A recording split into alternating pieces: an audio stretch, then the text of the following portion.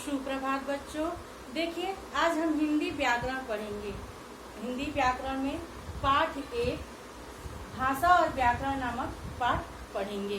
सभी बच्चे अपनी अभ्यास पुस्तिका निकालिए और हमारे साथ भाषा और व्याकरण नामक पाठ का अध्ययन करिए। पाठ 1 भाषा और व्याकरण। पाठ 1 भाषा और व्याकरण। भाषा और व्याकरण। भाषा और व्याकरण के अंतर्गत हम निम्नलिखित 3 बिंदुओं का अध्ययन करेंगे। पहले भाषा, फिर भाषा के रूप तथा बोली। इन 3 बिंदुओं का अध्ययन हम इस वीडियो में करेंगे। भाषा, भाषा के रूप, भाषा के रूप और बोली। इन 3 मुख्य बिंदुओं का अध्ययन हम इस वीडियो में करेंगे। आप लोग पिछली कक्षा में भी भाषा पढ़ चुके होंगे। आप अपनी अभ्यास पुस्तिका में देखिए, 2 चित्रों को बनाया गया है। पहला चित्र है एक टीवी का और एक नेताजी भाषण दे रहे हैं, और दूसरे चित्र में एक बालिका पढ़ रही है और एक बालिका कंप्यूटर पे संदेश भेज रही है। दोनों चित्रों में कार्य हो रहा है, और कार्य किसके माध्यम से? भाषा के माध्यम से हो रहा है। अर्थात नेताजी अपने विचारों को व्यक्त करने के लिए भाषा का साधन ले रहे हैं। टीवी भी अपनी बातों को समझाने के लिए भाषा का सहारा ले रहा है। लड़की भी अपने किसी बात को या कोई कार्य हल करने के लिए भाषा का प्रयोग कर रही है। तो यह सब भाषा के माध्यम से हो रहा है।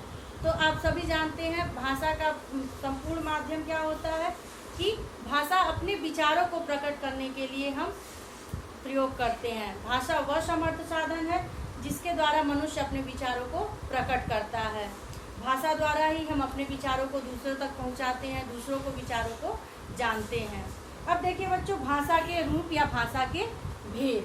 भाषा के भेद, भाषा के रूप या भेद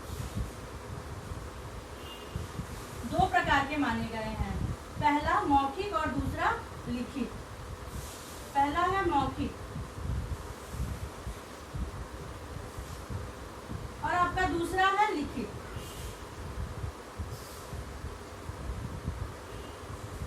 पहले भाषा का भेद है मौखिक। मौखिक, जैसा कि आपने चित्र में देखा कि नेताजी भाषण दे रहे हैं, तो यह किस रूप का उदाहरण है? मौखिक रूप का।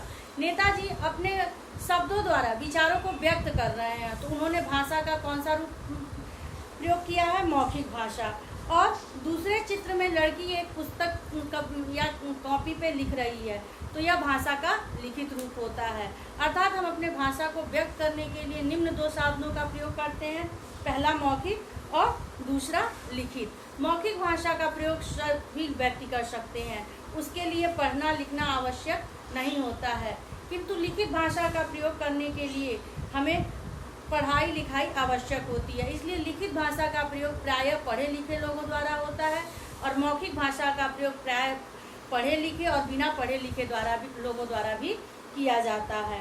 अब इसके बाद से देखिए, आप एक सांकेतिक भाषा, जो संकेत के माध्यम से हम वर्णित करते हैं, किंतु उन्हें भाषा का रूप नहीं दिया जाता है, इसलिए हम इसे नहीं पढ़ते हैं और व्याकरण में इसे भाषा नहीं माना जाता है। हम किसी को इशारा से अगर बुलाते हैं या इशारा में कोई बात समझाते हैं, तो वो भाषा का रूप नहीं होता है, इसलिए हम उसे भाषा का रूप नहीं मानते हैं।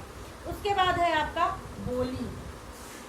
हमने 2 टॉपिक बिंदु पढ़ लिया, भाषा, भाषा के रूप। अब तीसरी बिंदु है हमारी बोली। बोली वह भाषा है जो बोली वह होता है जो हम अपने क्षेत्र विशेष में बोलते हैं, अर्थात हमारे द्वारा बोली जाती है और दूसरों द्वारा समझी जाती है। बोली का कोई साहित्य नहीं होता है, बोली में साहित्य रचना नहीं की जाती है। बोली हम हर राज्य में, हर प्रांत में रहने वाले लोगों की अलग अलग बोली होती है, अलग अलग भाषा होती है, और बोली हम वही बोलते हैं जो हमारे आसपास के लोग हमारे द्वारा समझते हैं। उम्मीद है बच्चों आपको ये भाषा समझ में आई होगी।